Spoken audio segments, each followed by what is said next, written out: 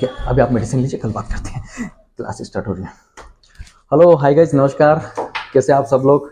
स्वागत है आप लोगों का फिर से एक और बार हमारे यूट्यूब चैनल पर।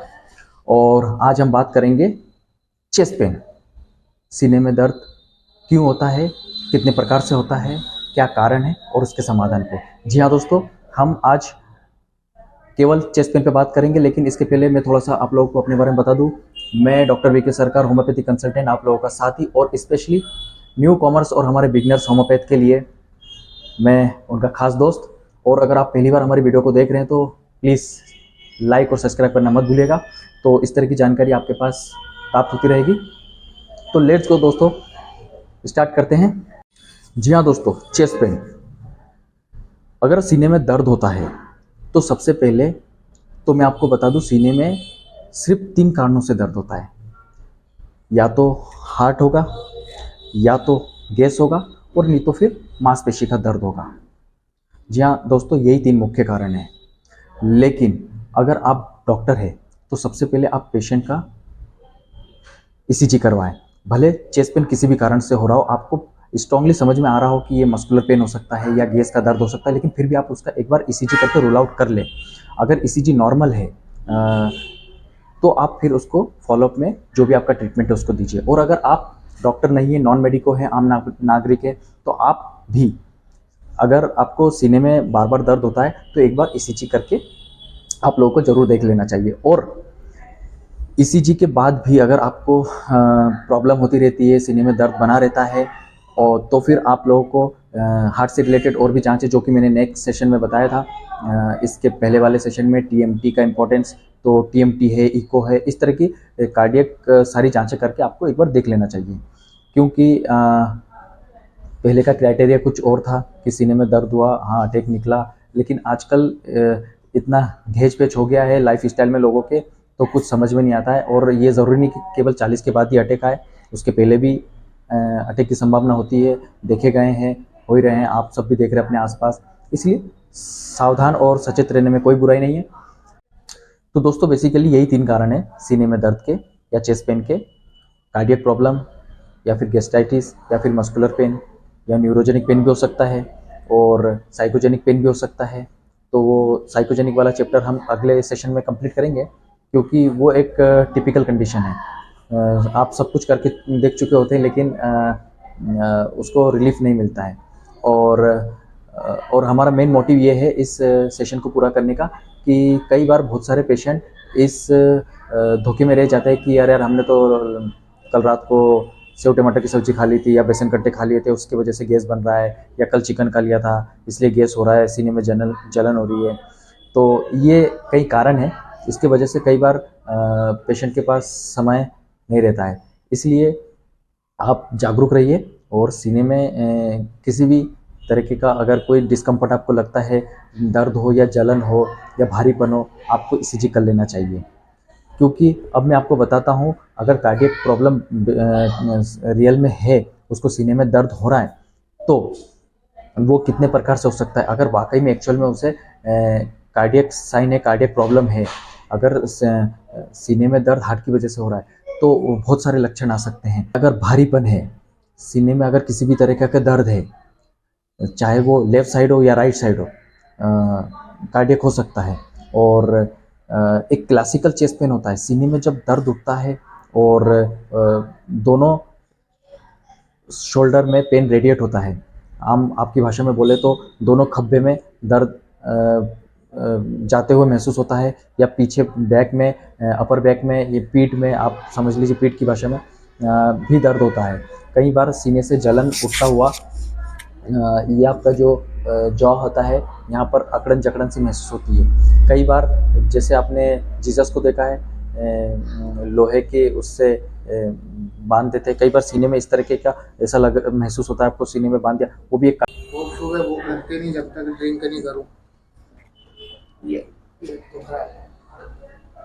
केस बनना, उबा के आना। सांस लो, सांस सांस। सॉरी दोस्तों, बीच बीच में पेशेंट की वजह से थोड़ा ब्रेक लेना पड़ता है।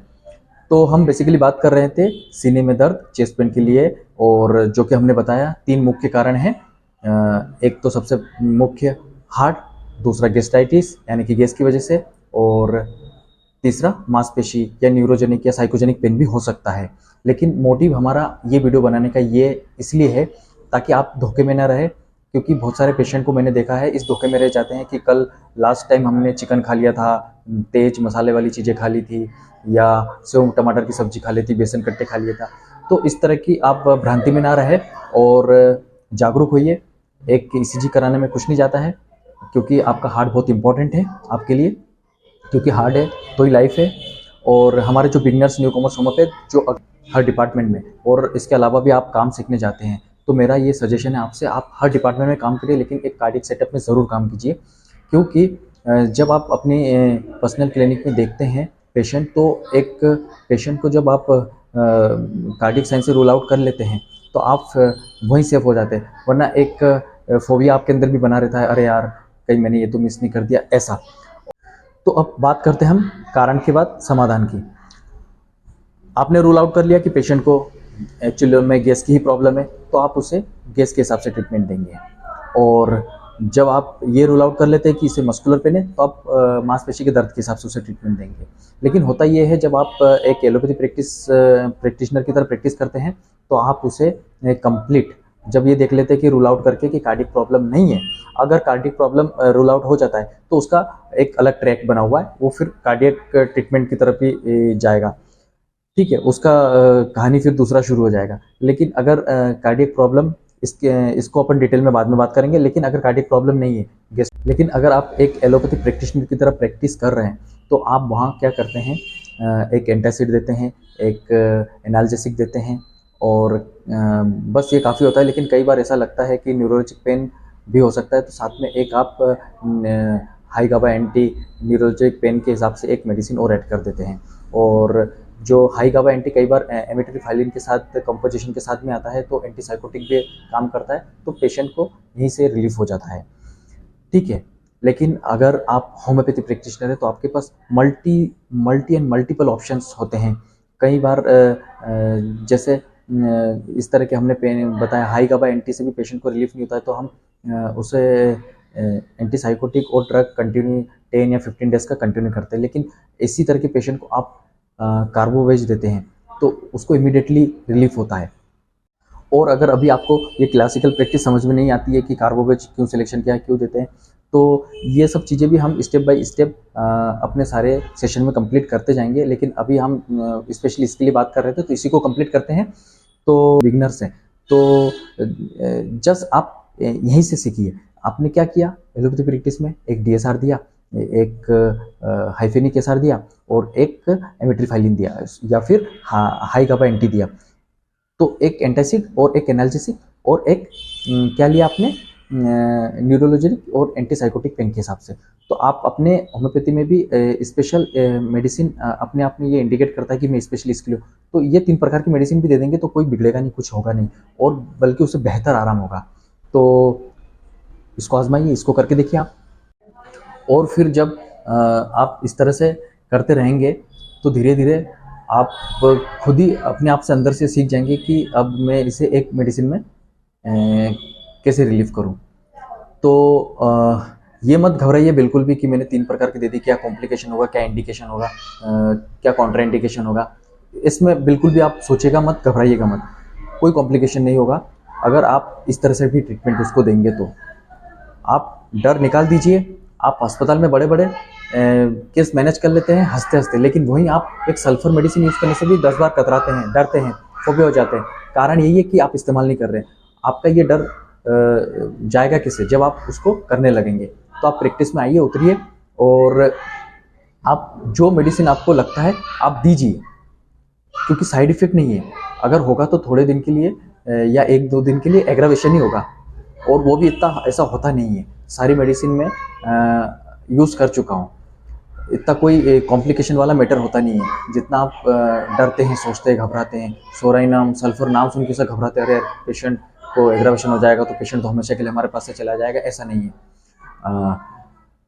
ओके, तो इस तरह की जानकारी और भी देते रहेंगे दोस्तों। आज के लिए बस इतना ही। थैंक यू, धन्यवाद।